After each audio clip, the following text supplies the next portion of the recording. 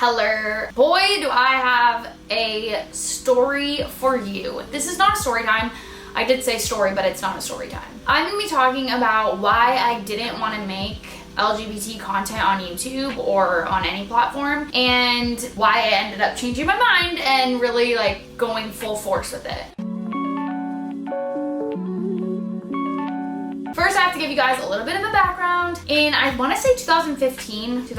Yeah, probably 2015. I started making LGBT content with one of my friends, Tana. She used to be a YouTuber, and then she started helping me, and that's when I think like I gained a good chunk of subscribers. I gained like 10,000 subscribers when I started making these videos, and I was really happy with the content. I really liked making LGBT videos. They were like just focused around like being a lesbian and all of that. After like a few videos, I realized I didn't want to be known as like the girl that is making LGBT content. Like I really wanted it to be a lifestyle channel and just like about me. And so I just started like trying different things, and that's when I stopped growing as much. Didn't want to be known for one thing because I had so many things that I liked and wanted to try out, so many different video ideas that didn't have to do with the LGBT community at all.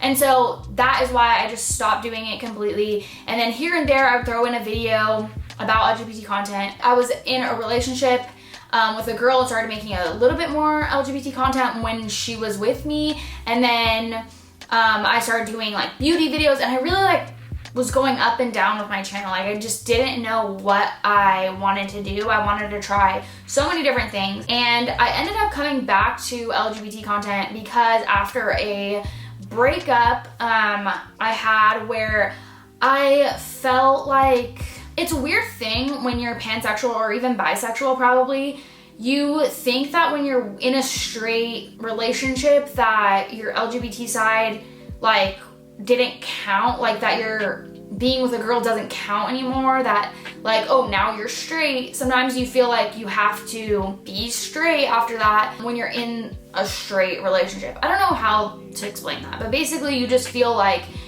you're not worthy of still considering yourself bi or pan when you're in a straight relationship. I don't know if that's everybody, but for me, I felt like it wasn't like I wasn't worthy, like I didn't count, I guess. And so I stopped making LGBT content completely. I felt like I had taken a huge chunk of who I am away. And like I said before, I didn't want to be known as like the girl that does LGBT content. But once it was taken away from me, even though I took it away from myself, I missed it. I was like, this is kind of a huge part of who I am, and I should be comfortable with who I am, even if I am in a, you know, normal cis straight relationship. I should still be advocating for people that are part of my community that are in LGBT relationships or that are part of the LGBT community, because no matter what, I still am. After that breakup, it had a lot to do with him making me feel like I shouldn't be. Unfortunately, I don't think he was a bad person. I don't think he meant to make me feel that way, but I felt that way because of the comments that were made and all of that. During that relationship, I was like, I have to stay away from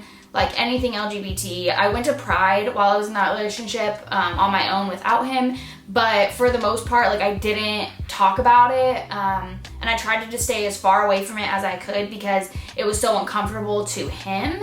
And so I was trying to make him happy during that relationship by just ignoring this huge part of who I had been my whole life. So after that, I really decided like, this is something that I'm passionate about. This is something that I care about. I want people to be comfortable with who they are, even if they are in different relationships at different points in their life, and never to like suppress that, because that's what I was doing. Right after that relationship, I made like a few videos about my experience being pansexual and being in a relationship, in like a straight relationship while being pansexual, and how it was a huge struggle for me to still keep that identity when it made somebody else uncomfortable that I was with, unfortunately. So I made a few videos like that, and then I realized like a lot of people are going through this and I'm not the only one. So I decided that this was something that I really wanted to do.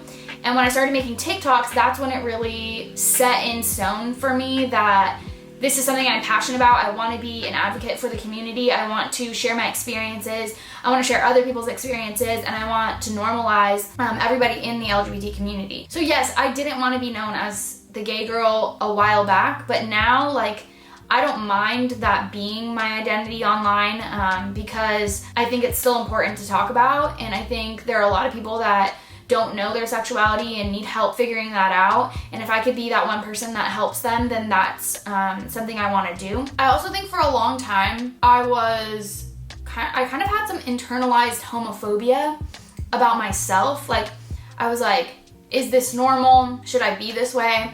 And so also putting it online kind of made me feel a little bit uncomfortable when I was going through those phases, because they came and went very often. Like, one day I'd be like, yeah, I'm proud to be part of the LGBTQ community. And then one day I'd be like, I don't want to be. Like, this is not normal. I need to be like straight. That's what I need to be. And I don't know why I went through those phases. It was a weird time, I think, especially in my early 20s, when I was just trying to figure out who I was.